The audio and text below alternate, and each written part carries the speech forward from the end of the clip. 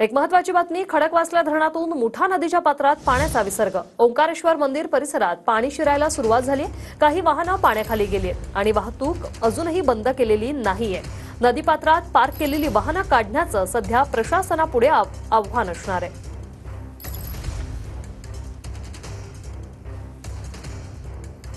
विनायक जगताप आमचे प्रतिनिधी आपल्या सोबत जोडलेले आहेत। काय सविस्तर माहिती, काय सुरू आहे नेमकं?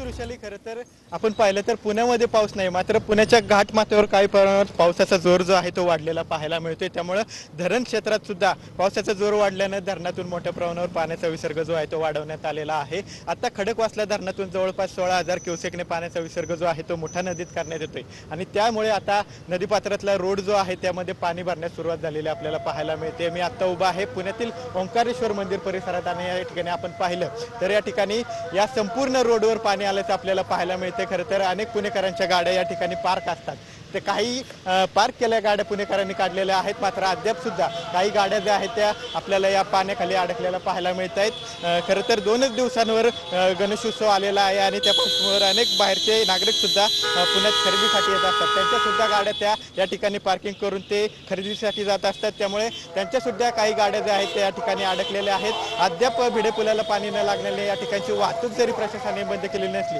तरी मात्र जी पाणीचा विसर्ग वाढल्यावर या ठिकाणची वाहतूक बंद करण्यात येऊ शकते। त्या पार्श्वभूमीवर आता गाड्या काढण्याचं आव्हान जे आहे ते समोर आपण पाहू शकतो। महापालिकेची गाडी जी आहे ती फिरत आहे आणि या ठिकाणी ज्या गाड्या पार्क केलेल्या आहेत त्या गाड्या काढण्याचं आव्हान जे आहे ते पालिकेकडून करण्यात येते, प्रशासनाकडून करण्यात येते।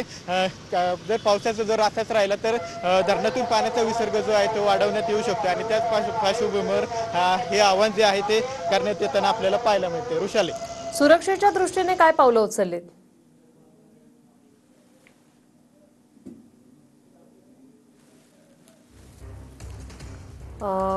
विनय यांच्याशी संपर्क तुटलेला आहे। धन्यवाद तुम्ही दिलेल्या या सविस्तर माहितीसाठी।